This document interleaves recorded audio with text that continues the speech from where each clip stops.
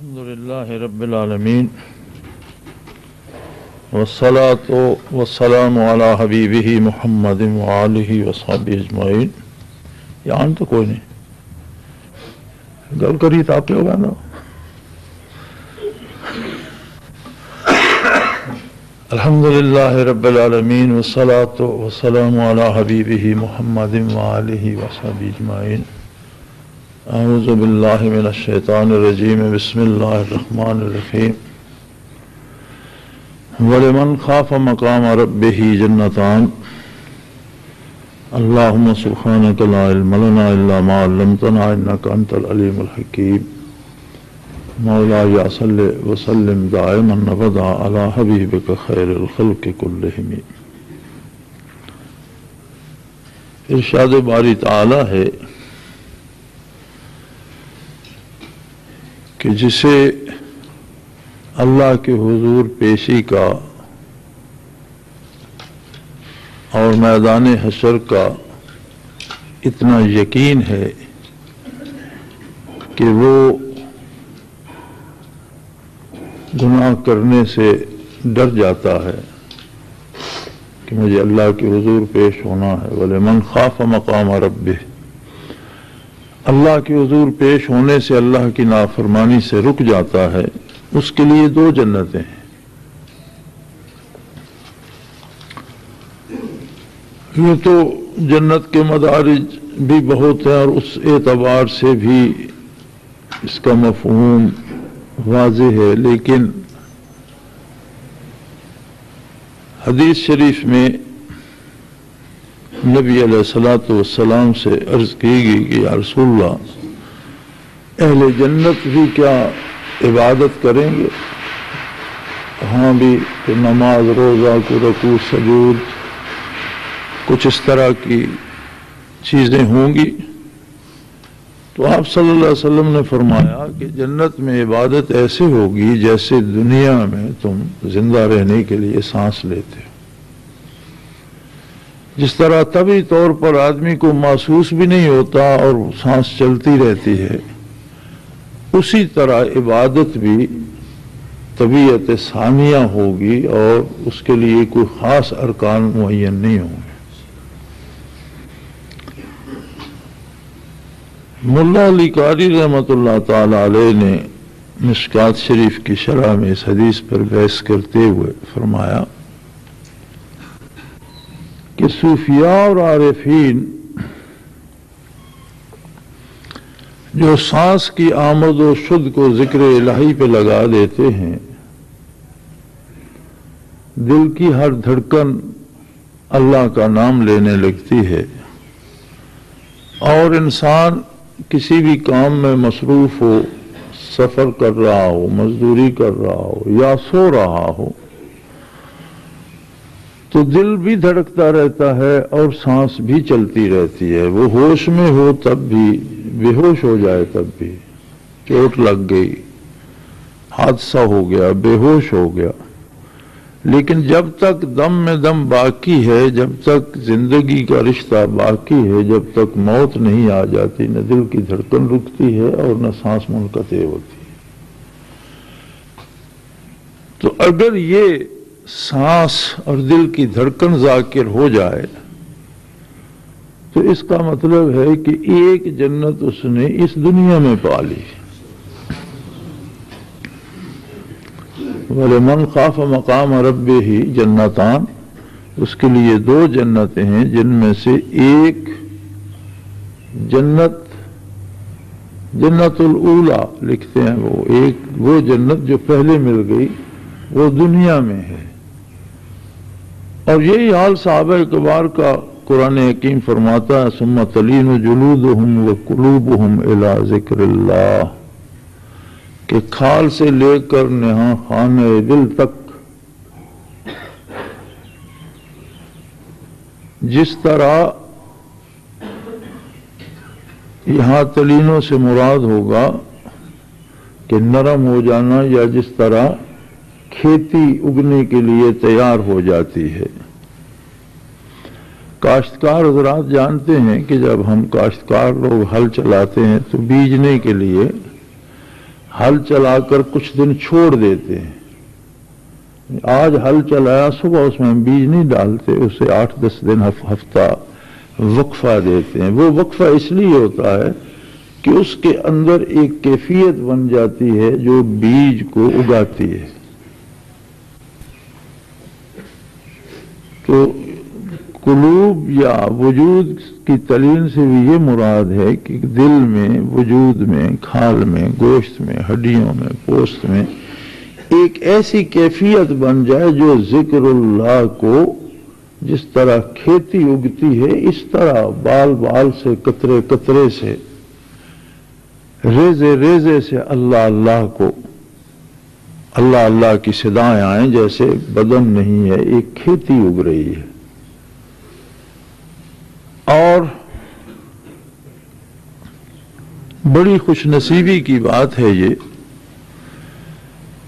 اس پہ بحث کرتے ہوئے علماء حق لکھتے ہیں کہ وقت وقت کی بات ہے اور زمانے زمانے کی ضرورتیں ہیں.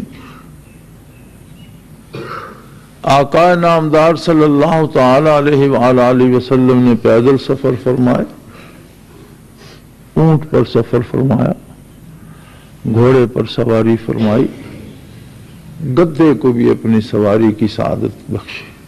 چونکہ عرب میں اچھے قیمتی گدے ہوتے ہیں, اب تک بھی جو سواری کے لیے عرب استعمال کرتے ہیں.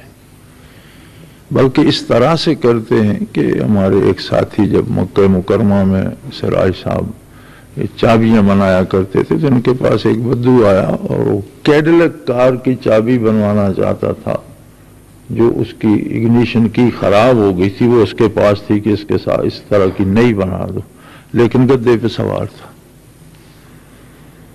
سواری کے لیے آج بھی بڑے بڑے معزز اور بڑے بڑے اچھے لوگ گدا استعمال کرتے ہیں. لیکن اب سنت یہ نہیں رہے گی کہ حج پر جانے والا یہاں سے گدے پر یا گھوڑے پر یا اونٹ پر بیٹھ کر جائے کہ نبی کریم صلی اللہ علیہ وسلم مدینہ منورہ سے اونٹ پر بیٹھ کر گئے تھے, میں اونٹ پر بیٹھ کر جاتا ہوں. سنت ہوگی جانا, سفر کرنا. ذریعہ سفر سنت نہیں ہوگی. آج کے ذریعہ سفر حج کے لیے بھی یا عبادات کے لیے بھی یا جانے کے لیے ہوائی جہاز ہے یا موٹریں ہیں, یہ مختلف وقت کے ساتھ ساتھ بدلتے رہے. کل کو شاید کوئی اور ہوگا. اس زمانے میں تمام غزوات تیر کمان سے, تلواروں سے لڑے گئے. اب آج بے پناہ مخلوق جو شہید ہوئی ظلماً افغانستان میں, اس لیے کہ امریکہ کے بم گرانے والے جہازوں کو روکنے کے لیے ان کے پاس کوئی ہتھیار نہیں تھا. اگر اسی پائے کے ہوائی جہاز ان کے پاس بھی ہوتے یا اگر ہوائی جہاز نہ تھے تو ان کو گرانے کا کوئی اینٹی ایئر کرافٹ سسٹم ہی ہوتا. تو اس بے دردی سے اور اس طرح ظالمانہ طریقے سے اتنی مخلوق شہید نہ ہوتی, اور نہ ہی اصل جو دھچکا لگا ہے ملت اسلامیہ کو وہ یہ ہے کہ خلافت اسلامی کی جو صورت بنی تھی اسے مٹانے کی صحیح ہو رہی ہے, جس میں ایک حد تک وہ بڑے خوش ہیں کہ ہم کامیاب ہو چکے ہیں. لیکن شاید یہ ان کی, شاید کیا یقیناً یہ ان کی غلط فہمی ہے. انشاءاللہ خلافت اسلامیہ نہیں مٹے گی, مٹنا کفر کا مقدر ہے. زخم امریکہ کو چاٹنا پڑیں گے. یا پاکستان میں جو لوگ بڑے شادیانے بجا رہے ہیں اور تانے دے رہے ہیں سرکاری سطح پر سے بھی کہ جو جہاد کے لیے گئے تھے واپس آئیں گے تو ہم ان پر مقدمے چلائیں گے. پہلی بات تو یہ ہے کہ ہمیں تو اس بات کی فکر نہیں ہے, اس لیے کہ ہمارے جو ساتھی گئے انہیں واپس آنا نہیں ہے. یا شہید ہوں گے یا امیر المومنین کے ساتھ رہیں گے, وہاں یہاں سے فارغ ہو کر گئے, اس لیے ہمارے کسی ساتھی پر کوئی مقدمہ نہیں بنے گا. اور اگر کوئی زخمی گرتا پڑتا یا کوئی مجبور و بے بس امریکیوں کے ظلم سے بھاگ کر اپنے وطن آتا ہے تو اس پر مقدمہ چلانے کی کیا تک. چلو ایک وقت آ رہا ہے شاید آج کے مقدمہ چلانے والوں کو کبھی خود مقدمات کا سامنا کرنا پڑ جائے۔ تو وقت کے ساتھ ذرائع بدلتے رہتے ہیں، مقاصد تبدیل نہیں ہوتے۔ حج مقصد ہے، عبادت مقصد ہے، ذریعہ عبادت اس وقت کا لباس اور تھا، آج کل کے کپڑے ہی اور ہیں، اس وقت کا جوتا اور تھا، آج کل کا ستر عورت فرض ہے، لیکن ضروری تو نہیں اس عید کے کپڑے سے ہو۔ تو ذرائع بدلتے رہتے ہیں، مقصد دل کو ذاکر کرنا، مقصد سانس کی آمد و شد میں اللہ کے نام کو بسانا ہے۔ عہد نبوی میں جسے نگاہ نبوی نصیب ہو گئی، ایک نگاہ میں اس کا ہر ذرہ وجود کا ہر باڈی سیل ذاکر ہو گیا، اب انہیں ذکر کے لیے مجاہدہ کرنے کی ضرورت باقی نہ رہی۔ مجاہدات انہوں نے بھی کیے اور ساری عمر انہوں نے مجاہدات میں گزاری، میدان کارزار میں گزاری، جہاد میں گزاری اور ہمہ وقت اللہ کی عبادت میں گزاری، لیکن دوام ذکر کے لیے مجاہدے کی ضرورت نہ رہی۔ اسی طرح صحابہ کی صحبت جسے نصیب ہو گئی، تابع ہو گیا، ایک نگاہ میں اسے وہ مقامات حاصل ہو گئے۔ تبع تابعین کو اسی طرح، تبع تابعین کے بعد اللہ کے نیک بندوں نے اور عارفین کاملین نے مختلف ذکر کے طریقے شروع کیے، جن میں اگر کوئی غیر شرعی بات نہ ہو، کہیں کوئی شرعی حکم نہ ٹوٹتا ہو تو سارے جائز ہیں۔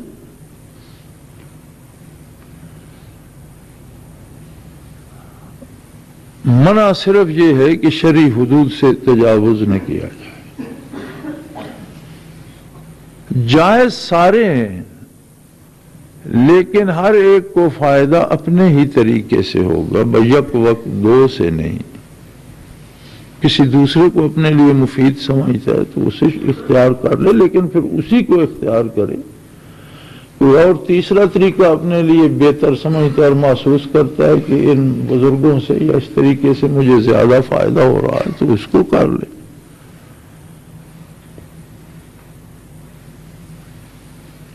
نقشبندیہ اویسیہ میں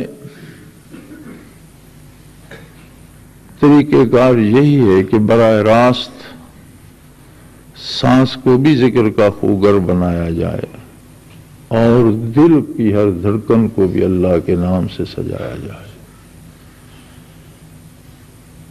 منازل و مقامات کیا ہیں؟ اندازے ہی ہیں۔ ہر منزل کی ایک خصوصیت ہوتی ہے کہ وہ دل پر ایک کیف پیدا کرتی ہے۔ عادیت کے اپنے اثرات ہیں کہ بندہ توحید میں راسخ ہو جاتا ہے، معیت کے اپنے اثرات ہیں کہ وہ اس میں قوت آ جاتی ہے کہ میں کہیں بھی کبھی بھی اکیلا نہیں ہوں، میرا اللہ میرے ساتھ ہے، میرا معاون ہے، میرا مددگار ہے۔ اقربیت میں قرب الہی کی ایک کیفیت۔ تو منازل جتنے بھی ہیں، جتنے آپ اوپر چلے جائیں، ہر منزل کی اپنی ایک کیفیت ہے جو اسی ذکر میں اور اسی فکر میں مزید گہرائی پیدا کر دیتی ہے۔ وہ جو محاورہ ہے نا کہ جتنا گڑ ڈالتے جائیں اتنا میٹھا ہوتا چلا جائے گا، تو منازل کی حیثیت یہ نہیں ہے کہ بندہ فرشتہ ہو گیا یا بندہ دوسرے بندوں سے بہت بڑا ہو گیا یا اپنی بڑائی میں گرفتار ہو جائے، یہ تو زہر ہے جو اس میں مل گیا۔ منازل اگر اللہ نصیب کرے تو جتنے نصیب کرے الحمدللہ، چونکہ ہر منزل ہر مراقبہ مزید گہرائی اور کیف عطا کرتا ہے۔ قرب الہی کا عالم یہ ہے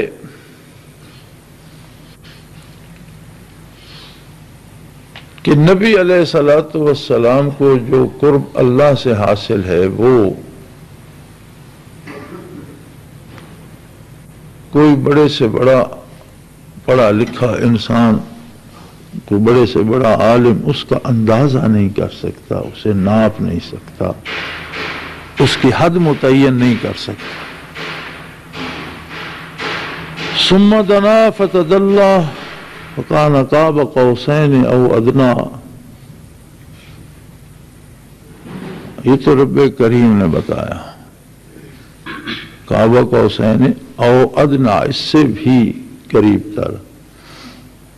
لیکن کعبہ قوسین سے یا اس سے قریب تر او ادنا ہونے کے بعد پھر آگے بڑھنے کی ضرورت تو نہ رہی، روبرو ہو گئے۔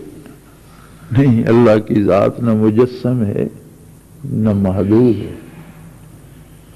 نبی رحمت صلی اللہ علیہ وسلم کو بھی ساری زندگی مزید ترقی قرب الہی میں نصیب ہوتی رہی، اور آپ کے وصال سے لے کر قیامت اور عرصہ محشر قائم ہونے تک جہاں بھی کوئی سجدہ دیتا ہے، کوئی تسبیح پڑھتا ہے، کوئی نیکی کرتا ہے، جتنا ثواب اس کو ملتا ہے اتنا اس ہستی کو بھی ملتا ہے جس نے نیکی کرنا سکھایا۔ اس کے علاوہ اللہ کے فرشتے ہمہ وقت درود بھیجتے ہیں، وہ درجات کی بلندی کا سبب ہے۔ خود اللہ کی رحمت کا نزول مسلسل ہوتا ہے، وہ بھی ترقی درجات کا سبب ہے۔ اور پھر جب قیامت قائم ہوگی تو عرصہ معاشر میں پھر مزید ترقی ہوگی، جس پہ ایک حدیث شاہد ہے کہ حضور صلی اللہ علیہ وسلم فرماتے ہیں جب سب انبیاء بھی میرے خدمت میں حاضر ہوں گے، باری باری آدم علیہ نبینا علیہ الصلوۃ والسلام سے لے کر مختلف انبیاء اور رسل کے پاس ہوتے ہوئے آخر وفد وہاں آئے گا کہ حضور عرض کی جائے کہ حساب تو ہو، یہ جو انتظار ہے اور عرصہ محشر کا انتظار اس نے تو مار دیا، کم از کم حساب تو شروع ہو، اہل جنت فارغ ہوں، جنہیں جہنم جانا ہے جائیں، لیکن یہاں تو عرصہ معاشر میں تو جنتی جہنمی سارے کھڑے ہیں۔ تو حضور فرماتے ہیں میں سر بسجود ہو جاؤں گا اور مجھے وہ کلمات تعلیم کیے جائیں گے جو اس سے پہلے میرے پاس نہیں، میرے علم میں۔ اس کا مطلب ہے کہ عرصہ معاشر میں بھی آقا نامدار صلی اللہ علیہ وسلم کے علوم میں، درجات میں، علوم کی ترقی درجات کی ترقی ہے کہ وہاں بھی ترقی درجات ہو رہی ہوگی، اور جنت میں بھی مسلسل ہر روز درجات ہر جنتی کے بھی بلند ہوتے رہیں گے، اور آقا نامدار صلی اللہ علیہ وسلم کی بھی، اسی لیے کہ ابد الآباد جو جنت میں رہیں گے ان کی ترقی مسلسل ہوتی رہے گی، قرب الہی کی کوئی حد نہیں ہے۔ اللہ جل شانہ کی ذات کہیں بھی مجسم نہیں ہے، کہیں کوئی حد نہیں ہے کہ یہاں آپ آئے اور آگے اللہ کھڑا ہے اور بس اب درمیان میں کوئی فاصلہ نہ رہا۔ اس کی ذات لامحدود، اس کی صفات لامحدود، قرب الہی کے منازل لامحدود، اور اپنی سادگی سے علماء لکھتے رہے کہ فلاں سلوک مکمل کب ہوگا بھئی، یہ اس کی تکمیل کا سوال ہی پیدا نہیں ہوتا۔ اور جتنوں نے ابجد پڑھا انہوں نے کہا ہم نے مکمل کر لیا، فنا بقا تک پہنچے تو مکمل ہو۔ فنا بقا تو ابجد الف بے جی میں قاعدہ ہے جو شروع میں پڑھایا جاتا ہے۔ تو بہرحال رب جلیل نے جو طریقہ بتایا وہ یہ ہے کہ وَاذْكُرْ رَبَّكَ اِذَا نَسِيتَ۔ ایک تو ہم صبح شام ذکر کرتے ہیں اس لیے کہ دن شروع کرنے سے پہلے اللہ کے نام کی تازگی قلوب میں بھر جائے اور آدمی دن کے کاموں میں اللہ کی مرضی کے مطابق اپنا وقت گزار سکے، اسے توفیق باری نصیب ہو۔ اور شام کو ذکر اس لیے ہوتا ہے کہ دن بھر پھر جو کوتاہیاں ہوئی ہیں، کمی رہ گئی ہے، چلو کچھ دل کی صفائی ہو جائے، دل پر گرد جمتی ہے، مختلف ماحول کے مختلف لوگوں کے اثرات آتے ہیں، مختلف غذاؤں کے اثرات آتے ہیں، مختلف باتیں جو ہمارے منہ سے نکل جاتی ہیں۔ مجھے یاد ہے ایک حدیث شریف کا مفہوم، آپ صلی اللہ علیہ وسلم نے فرمایا کہ ایک آدمی ساری عمر نیکی کرتا رہتا ہے لیکن لاپرواہی میں ایک بات ایسی کر جاتا ہے جو اسے جہنم لے جانے کے لیے کافی ہوتی ہے، حالانکہ اس کی پرواہ بھی نہیں کرتا۔ اور ایک آدمی ساری زندگی گناہ کرتا ہے لیکن کوئی کلمہ اس کی زبان سے ایسا نکل جاتا ہے جو اس کی نجات کا سبب بن جاتا ہے۔ اسی لیے علماء حق نے زبان کے استعمال پر احتیاط کی قید لگائی ہے کہ کہ خصوصاً صوفی کو بہت محتاط رہنا چاہیے، ورنہ ہو سکتا ہے ساری زندگی کی محنت ایک جملہ ضائع کر دے۔ بات منہ سے نکالنے سے پہلے اسے غور کرنا چاہیے میں کیا کہنے والا ہوں۔ تو یہ اللہ کریم کا احسان ہے کہ اس نے اس گئے گزرے زمانے میں جب دین کی اساس اور بنیاد کو ختم کرنے کی سازشیں ہو رہی ہیں۔ دین کی اساس یوں تو عقیدہ ہے، لیکن عملی زندگی میں آج کل کے دور میں عقیدہ اساس نہیں ہے، عقیدہ ثمر ہے۔ اور یہ فطری قاعدہ بھی ہے کہ جو پھل ہوتا ہے کسی درخت کا وہی اس کی بنیاد بھی ہوتا ہے۔ عقیدہ اگر بنیاد ہے دین کی تو عقیدہ ہی پھل بھی ہے، اور اگر پھل نہ پکے تو پھر آئندہ فصل اگانے کے قابل آپ نہیں رہتے۔ عقیدہ پھل ہے کردار کا۔ یہ بات مولوی سے زیادہ اہل مغرب نے سمجھ لی ہے، اس لیے وہ آپ کو کافر کرنے کی کوشش نہیں کرتے، اس مسلمانوں کو عقیدہ تبدیل کرنے کی بات نہیں کرتے، لیکن بے حیائی پہ لگانے پہ کھربوں ڈالر صرف کر رہے ہیں، کہیں فلم کی شکل میں، کہیں ڈرامے کی شکل میں، کہیں گانے بجانے کی شکل میں، اور اب تو اس سے بہت آگے چلا گیا ہے کام۔ ہمارا مولوی تو بیچارہ سادہ ہے اور ٹی وی والوں کی دکانیں توڑ رہا ہے۔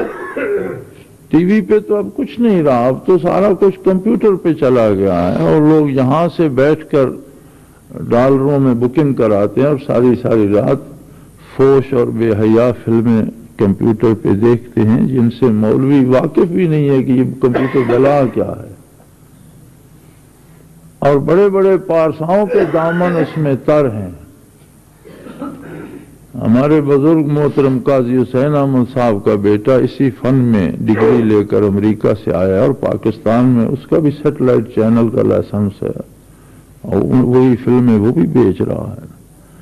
یہ دو چار پٹھان یا دو چار پنجابی سڑک پہ بیٹھے، ان کے ٹی وی تو آپ توڑ دیتے ہیں اور ان کی کیسٹیں تو آپ جلا دیتے ہیں، یا اس پہ آپ کو اعتراض ہے کہ اس کیمرے پہ اللہ کا نام کیوں آ رہا ہے، کہ یہ اس لیے آ رہا ہے، کسی کو تصویر بنانے کا شوق نہیں ہے، اس لیے آ رہا ہے کہ یہ بات جو صرف یہاں چند سو کے سامنے ہو رہی ہے، یہ شاید چند لاکھ افراد تک پہنچ جائے، ہماری مائیں بہنیں بیٹیاں جو گھر بیٹھی ہیں وہ بھی سن سکیں، سمجھ سکیں۔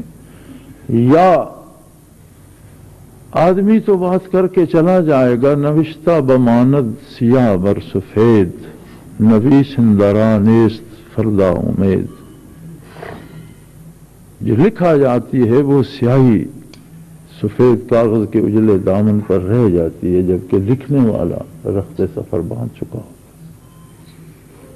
اگر یہ حضرت رحمت اللہ تعالی علیہ کے زمانے میں ہوتا تو شاید آج ہم وہی تقاریر پھر براہ راست سن رہے ہوتے ٹیلی ویژن کی اور اس کیمرے کی وساطت سے حضرت رحمت اللہ علیہ سے۔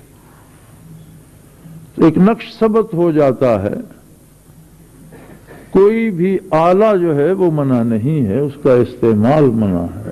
اب یہی اسلحہ ڈاکو کے پاس ڈاکہ ڈالنے کے لیے حرام ہے اور مجاہد کے پاس جہاد کے لیے فرض ہے۔ یہ بھی ایک مشین ہے، اگر اس سے برائی پھیلائیں گے آپ تو یہ برے نتائج پیدا کرے گی، اور برائی اگر یہ پھیلا رہی ہے تو آپ روک بھی اسی سے سکتے ہیں۔ جو برائی ویڈیو یا ٹی وی سے پھیلائی جا رہی ہے اسے روک بھی آپ ٹی وی سے، گھوڑے پر جو بھاگ رہا ہے اس کے پیچھے آپ گدے پر بیٹھ کر اسے نہیں مل سکتے، آپ کو بھی گھوڑے پہ بیٹھنا ہوگا۔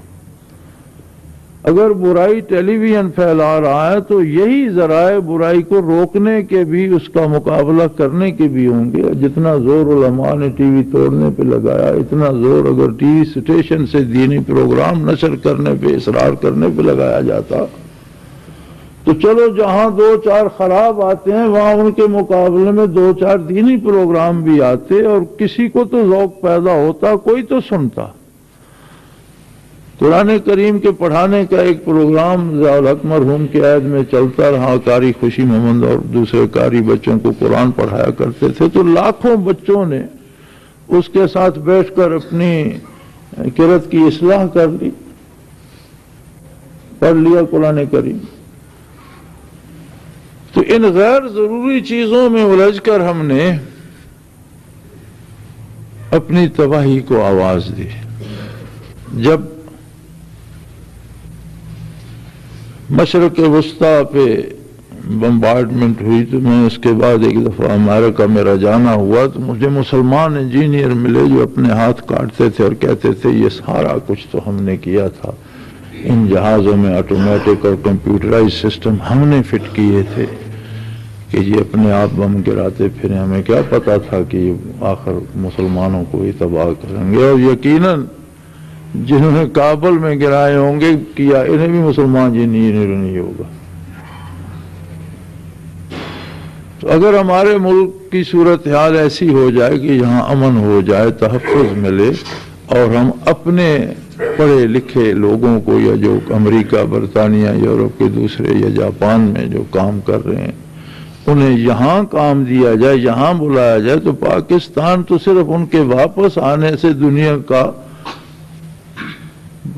جدید جو ہے ٹیکنالوجی جو ہے موسٹ ماڈرن، اس کا دنیا کا صف اول کا ملک بن جاتا ہے.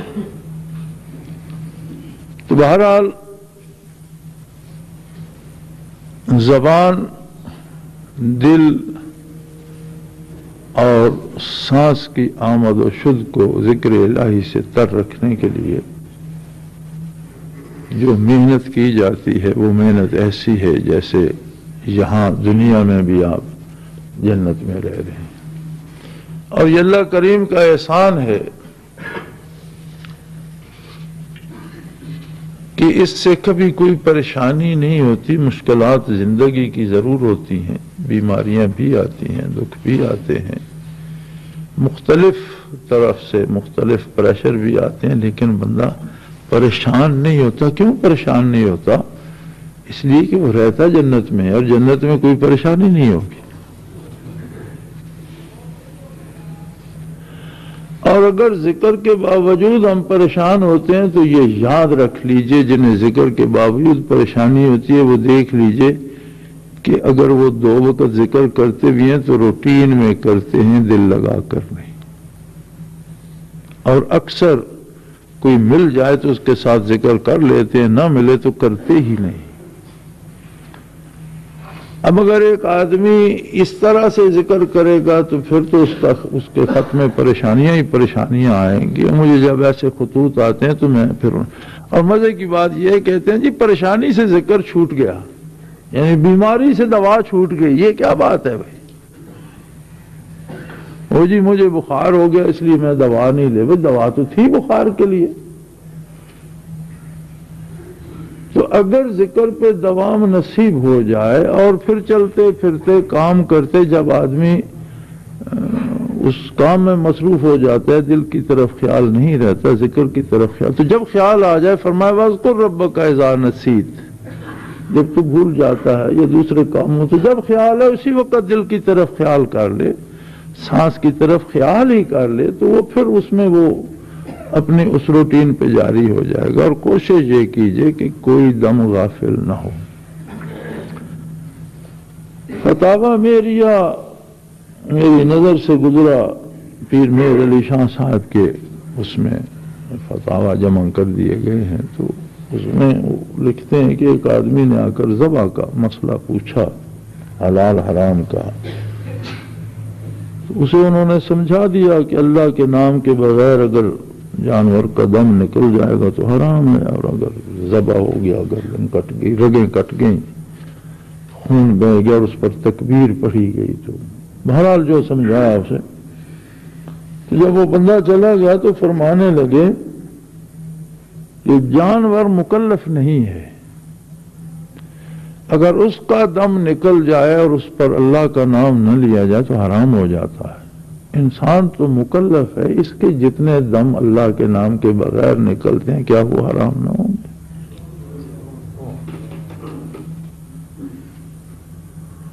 یہ جملے انہوں نے جو مجلس میں لوگ بیٹھے تھے چونکہ صاحب ذکر تھے صاحب ذوق تھے تو ان کے لیے فرمائے کہ بندے کو یہیں سے سبق حاصل کرنا چاہیے کہ اگر جانور کا دم نکلتا ہے اور اس پر کوئی تکبیر نہیں پڑتا تو وہ حرام ہے.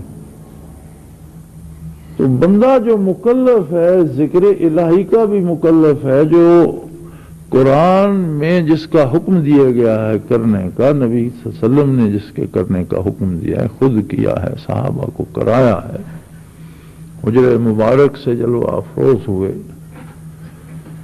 تو ایک جگہ تعلیم و تربیت کا حلقہ بنا ہوا تھا اور کوئی صحابی مسائل بیان فرما رہا تھا، دوسری طرف ذاکرین کا حلقہ بنا ہوا تھا اور وہ ذکر کر رہے تھے. حضور ذاکرین میں جلوہ افروز ہوئے تو کس نے کہ یا رسول اللہ تعلیم و تعلم اس سے زیادہ بہتر ہے. فرمایا تعلیم و تعلم تو اس کے جنت کے حصول کا ذریعہ ہے اور یہ جنت کا باغ ہے. تو ایک طرف ذریعہ ہو اور دوسری طرف خود جنت ہو تو میں نے جنت میں بیٹھنا پسند فرمایا.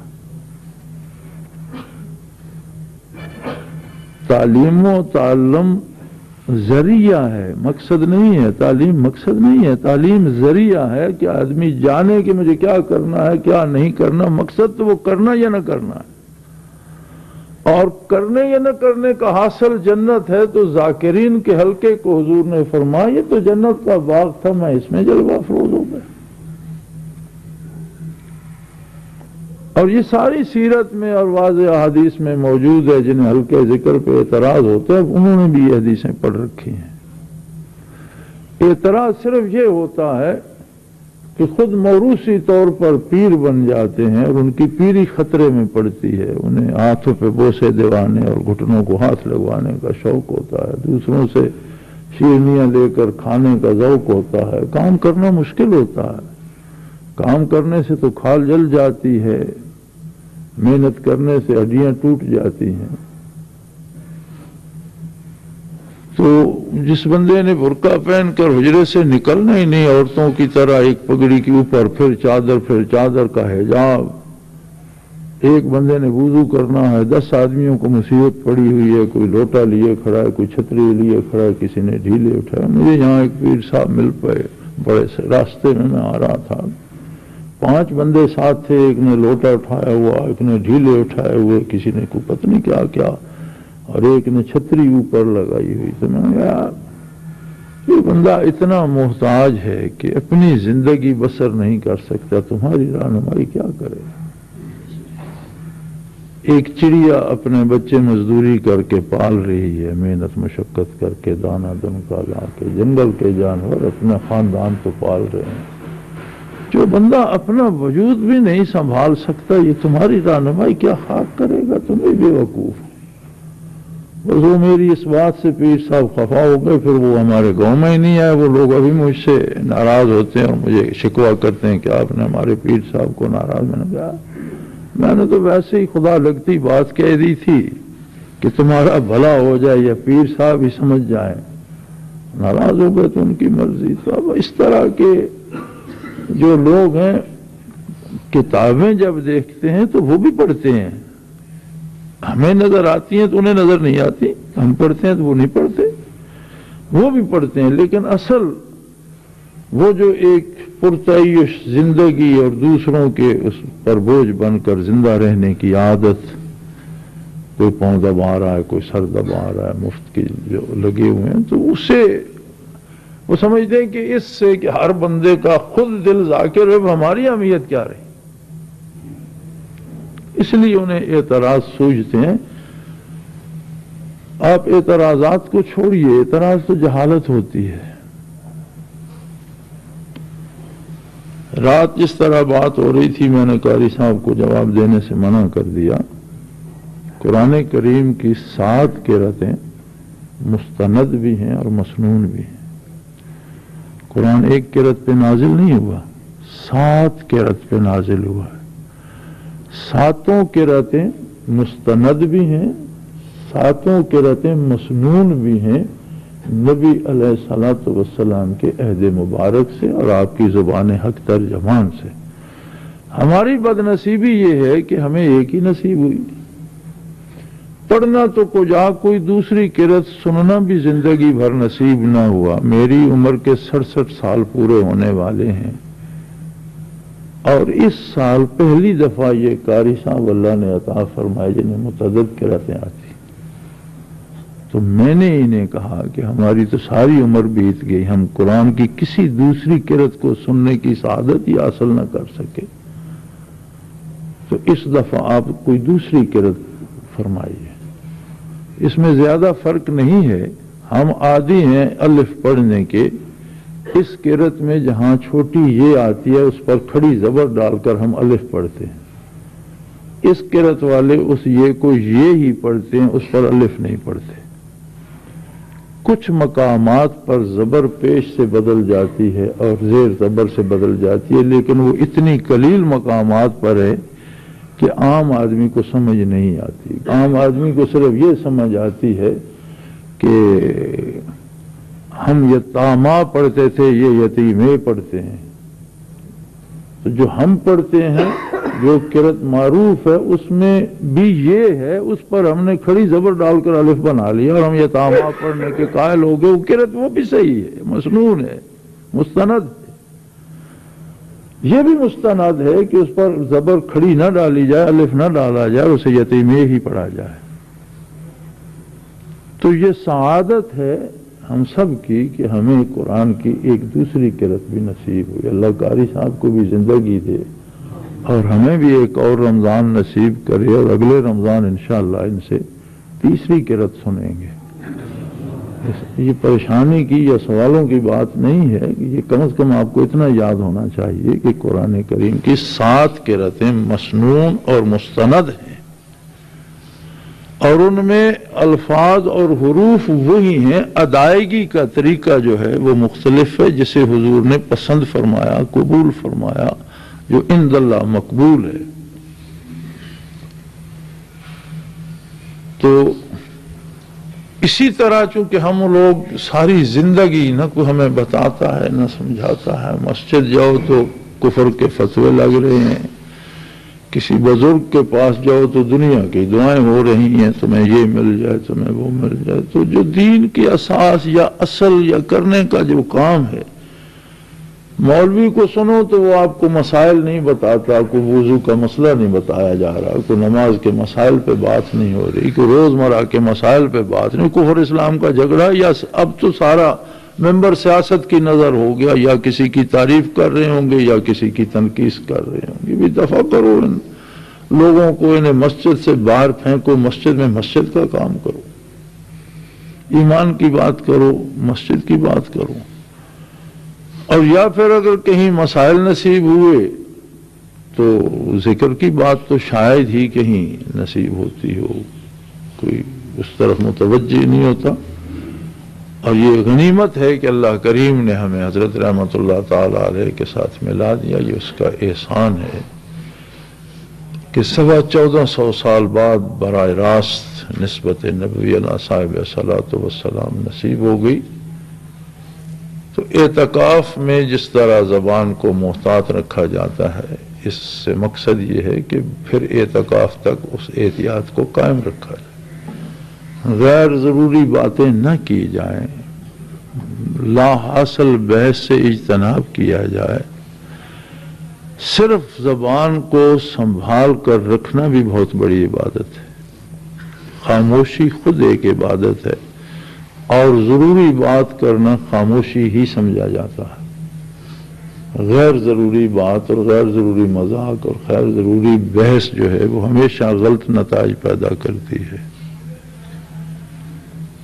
کچھ تھوڑی سی قوت برداشت, کچھ ٹالرنس, کچھ دوسروں کو برداشت کرنے کا سلیقہ, اور اس کے ساتھ یہ یاد رکھیں کہ اس عہد کی اہم ذمہ داری جو ہے وہ خلافت اسلامیہ کی بقا ہے, جسے ختم کرنے پر ساری دنیا تل گئی ہے, اور بڑے فخر سے ہماری مسلمان حکومتیں بھی ان کا ساتھ دینے پہ اترا رہی ہیں. لیکن یہ وقت, یہ عہد, اس دور کی نسل انسانی کے حالات پکار پکار کر کہہ رہے ہیں کہ ہمیں پھر سے اس دین کی ضرورت ہے جس نے پہلے ہمیں جہالت کی تاریکیوں سے نکال کر انسانیت سے آشنا کی۔ انسانی زندگی بے حیائی میں، برائی میں اور بے راہ روی میں غرق ہو رہی ہے، نسلوں کی نسلیں غرق ہو رہی ہیں۔ ہم سب بیٹیوں والے ہیں، بہنوں والے ہیں، لیکن یہ ساری بے حیائی دیکھنے والے نہیں سوچتے کہ یہ جو ناچ رہی ہے یہ بھی کسی کی بہن، بہو، بیٹی ہو سکتی ہے۔ میں بھی بہن بیٹیوں والا ہوں، میں کسی کی بہن کو ناچتے کیوں دیکھوں؟ میں کسی کی بیٹی کو بے حیائی کرتے کیوں دیکھوں؟ اگر یہ احساس بھی زندہ ہو جائے تو کفار کا یہ حربہ ناکام ہو جاتا ہے، جبکہ انہوں نے وہ اپنی نسلیں تو تباہ کر چکے، ان کے خاندانی نظام تباہ ہو گئے، ان میں شرم و حیا، ماں باپ اولاد کا کوئی رشتہ قائم نہ رہا، آوارہ مزاج ہو گئے لوگ،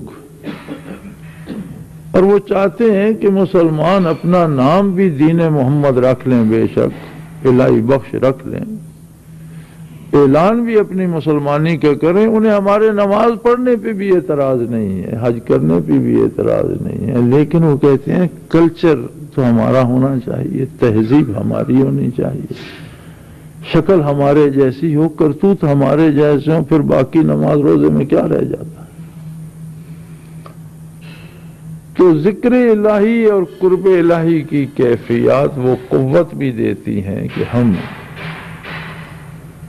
اس تہذیب، اس معاشرت کے علمبردار بنے جو محمد الرسول اللہ نے دی ہے، اور جس کی اب پھر دنیا کو اور اولاد آدم علیہ السلام کو جس کی پھر سے ضرورت ہے۔ اور پھر اگر کوئی اس زندگی میں جنت میں رہنا چاہے تو اسے اپنے آپ کو ذکر دوام کا عادی بنانا چاہیے، اور صبح شام ہی نہیں، چلتے پھرتے بیٹھے جب خیال آ جائے اسی وقت متوجہ ہو جائے دل کی طرف، سانس کی طرف، پھر وہ اللہ اللہ۔ اور خصوصاً اس اعتکاف کے دنوں میں تو میں سمجھتا ہوں آپ کو اتنی تربیت حاصل کر لینی چاہیے، اور اللہ کریم آپ کو قوت دے جو دوام ذکر نصیب کر دے۔ آخر دعوانا الحمدللہ رب العالمین۔